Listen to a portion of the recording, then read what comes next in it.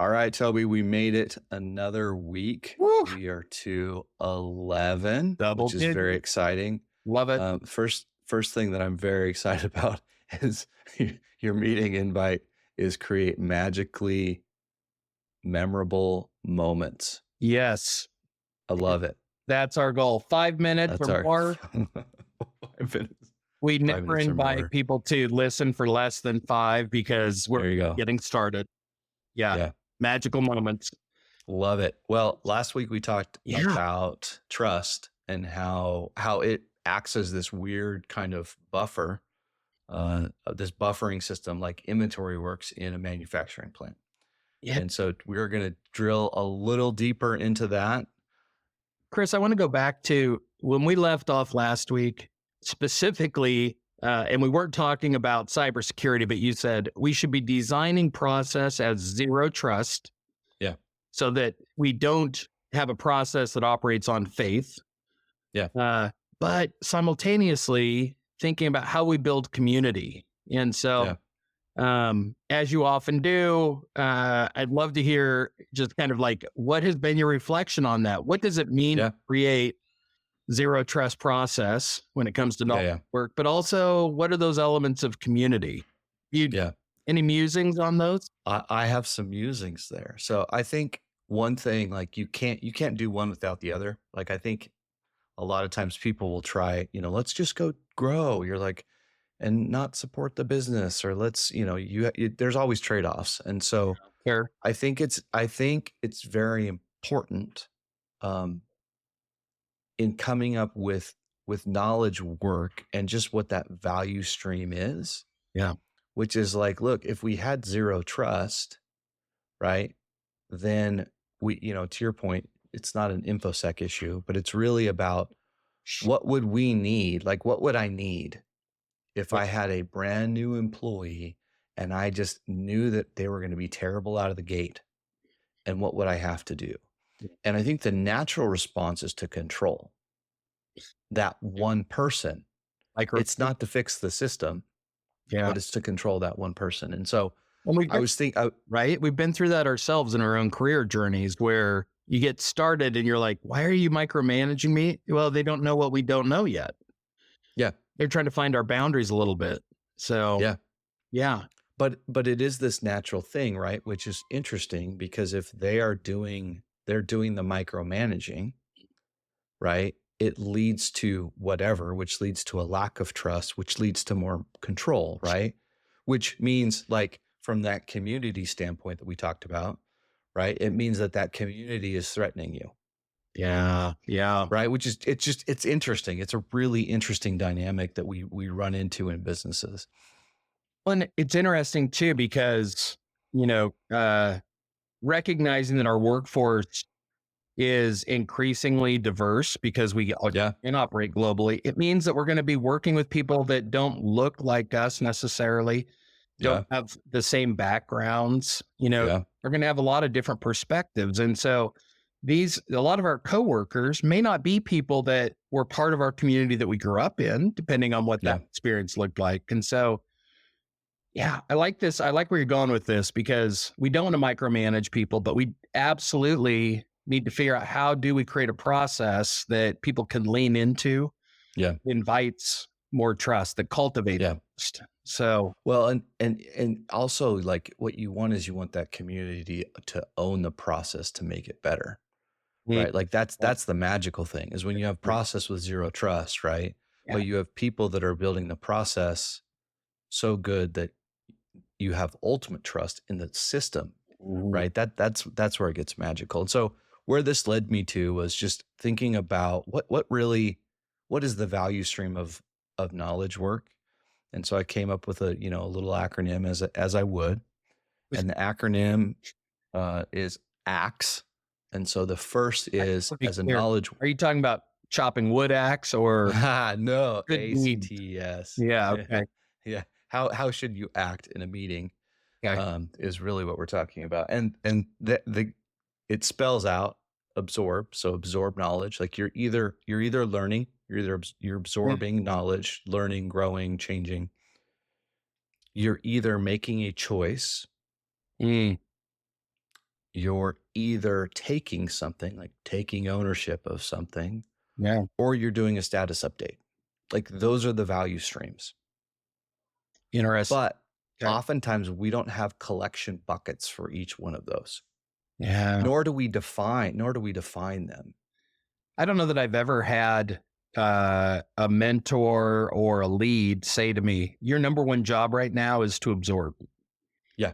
You know, we talk about the fire hose effect, like, yeah, hit me with more data and let me see what I can Yeah. do again. But if I'm not following some of those, I'm not moving through the ACTS, I never close the loop with the Correct. back. Correct. No. And then the other thing that happens for executives oftentimes is they're just they want to contribute too, right? And they do. And sometimes they're just making stuff up in their head like they would throughout their career. Sure. But someone's like, they're like, oh no, I was not telling you to choose to go and take the thing that I just said. I was just talking out loud. But Yeah. I did this to a former boss. He said something, and I just took it and I ran and I gave it to him, and I could tell he was like, "Oh, really good work, Chris, but it was not my intention to go and steal 2 days of your work in order for you to do that one thought that I just kind of came out of my head." Well, Chris, on that point, what I love, because it doesn't contribute to workload debt, it doesn't create, Yeah, yeah, but that simple act when we are working on a solution together, when simply by saying I'm thinking out loud, or hey, yeah, kind of brainstorming in the moment, it yeah, yeah, people, I'm not assigning you an accountability. All I'm doing is yeah, thinking through my absorption. I'm playing out some choices yeah. in a directive.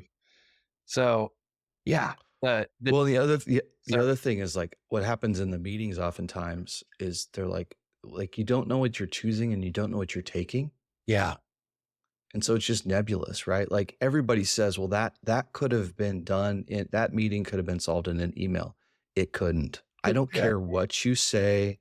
I don't care who you are. It won't. And the reason is because there's no closing the loop as far as what are you choosing and what are you taking. Now, if you're absorbing stuff, that's fine. But the reason you had a meeting is because there's no closed loop for that absorption. Right. If you're in the room, even if you're on the phone, on your phone playing games, not paying attention, there's a perception of absorption, right? And so the reality is the meeting, like everybody says this all the time. I'm like, no, it won't. It just doesn't work that way Yeah. because it's not even about the company. It's not even about the people. It's that you don't have a process that returns that circular response. Yeah. It is interesting. Me like playing tennis with a giant concrete wall between you. You can hit the ball over, but you don't know when it'll come back, if it'll come Yeah. back, or where it'll come back. Yeah. Yep.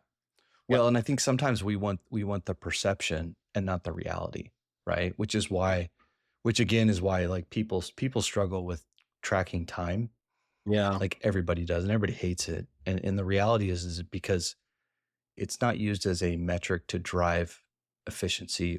It's used as a weapon.